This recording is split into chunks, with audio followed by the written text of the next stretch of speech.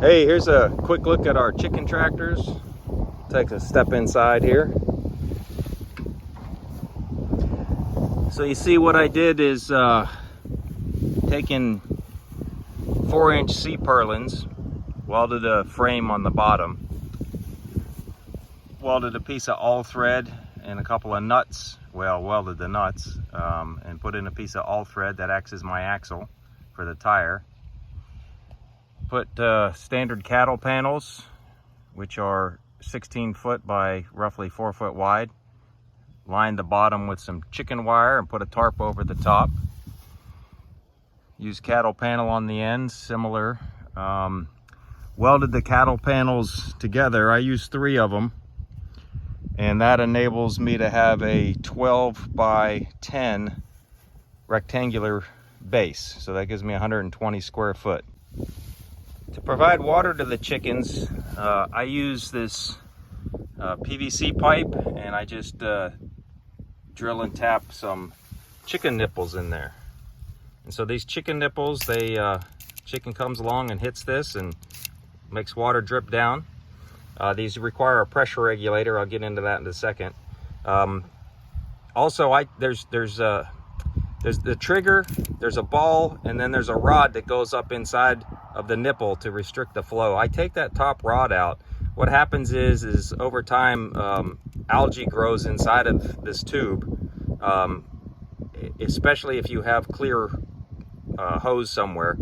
But I pull out of a cistern, and sometimes there's algae and other contaminants in it. And so by taking that top piece of rod out, looks just like this one, only shorter, and it goes up inside of here. I take that out, and I only have the ball and the nipple, the trigger, and that enables, it doesn't leak. It works pretty good like that, and it also is less maintenance for me. So you might want to try that.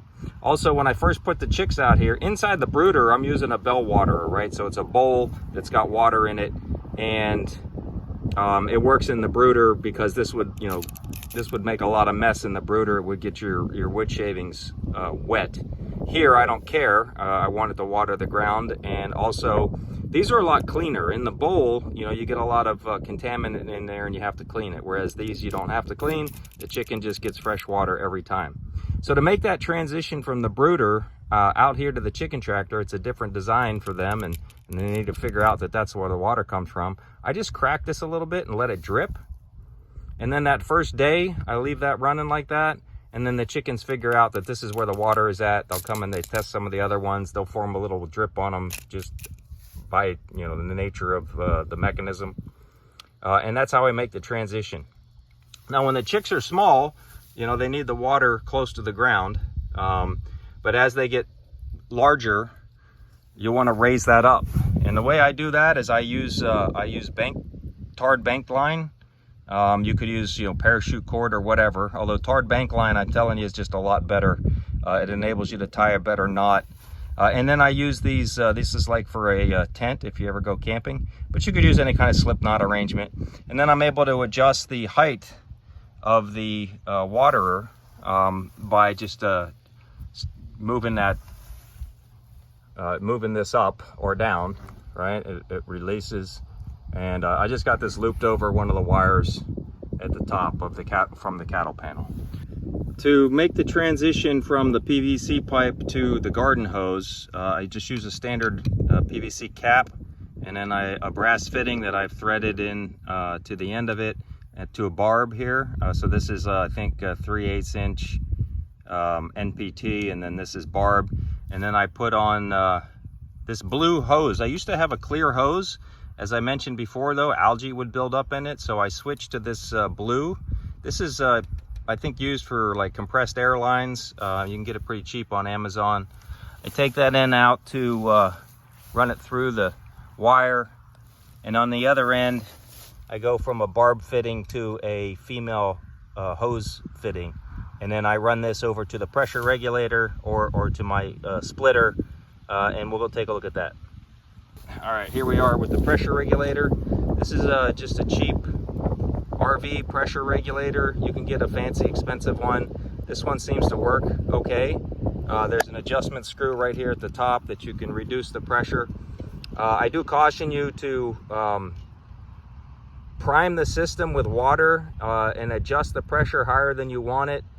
Activate the nipples a little bit and then decrease the pressure. This regulator doesn't seem to adjust very well unless it actually has flow in it. You can back it off too far and actually, even though the gauge reads, it won't be enabling water to your chickens. So just be careful with that the first time you use it. Otherwise, it's a pretty good system. It's been reliable for me. I've used this for several years with broiler chickens. I put about 100 in each one of the brooders, or I'm sorry, chicken tractors, and they're quite comfortable. And so we'll go take a look. We'll move the chickens from the brooder out here to the tractors, and I'll show you that process as well as the feed troughs that I use. So stay tuned. So that's it for the design of the chicken tractor. We'll get some chickens in here in a second and see what that is. All right, here's my feed troughs. I built these. Bowers makes a product very similar to this. Actually, I owned one. This is 2 of them. You can get them on Amazon or any one of your chicken supply outlets. The ones from Bowers are very expensive and they're plastic. And sometimes I have cows out in this pasture and I'm using these to feed the layers, and so it's not well protected. And the cows ended up crunching up the plastic. So I pretty much copied that design. I basically used sheet metal that you can get at any one of your AC guys, or in my case, I used the metal building supply house and they had a break. So they shaped this for me. You can see it's kind of tapered at the tops here. So there's an angle here. It's 7 inches across the bottom, about 3 inches, 4 inches tall, and they're 5 feet long. The ones that Bowers sell, I'm sorry, these are 6 feet long. No, 5 feet long. The ones that Bowers sells are only 4 feet long. So these are a little bit longer. I also increased the PVC pipe. I'm using 1.25 inches here because these things, they get pretty heavy and then that'll sag. The ones from Bowers comes with a 1-inch pipe. And then I just used, as you can see, a piece of 2x8 trimmed up to fit. And that's it, pretty simple. You know, put some PVC cap on the end here, put a screw through it, and then slide this into place and secure it with the bottom. I've got sheet metal screws or galvanized nails along the bottom on the ends that hold that in place. So that's what the feeder looks like. I keep my feed in these blue barrels and I stage them down the line as I move the chicken tractors with those hand carts right there. I'll move them down this row and then I'll have feed close by wherever I need it. My feed I grind myself. It's a mix of corn and soy primarily with some Fertrol's Vitamix and a couple other things, some phosphorus, some magnesium, calcium, not magnesium. Monocal phosphate primarily with a little bit of added calcium. It works good for me. This is a 21% blend.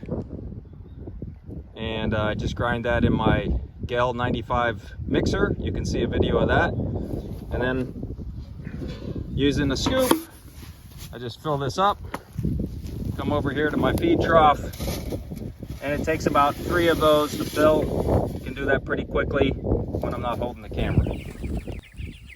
Again, I like this design.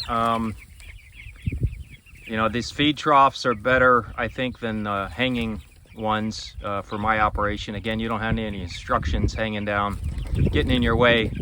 You can lift these 2 out of here really easily, carry them out, feed them or fill them, and then bring them back in 2 at a time. It's a nice balanced operation.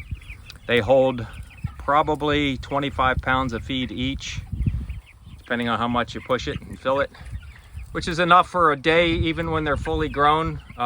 These 2 here, I'll probably get 3 days out of them. They're little bitty chicks right now, maybe 4 days before they're empty, but I'll probably put some more in before that.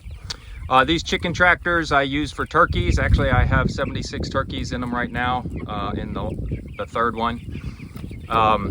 I can put 100 easily in each one of these, about 75 turkeys.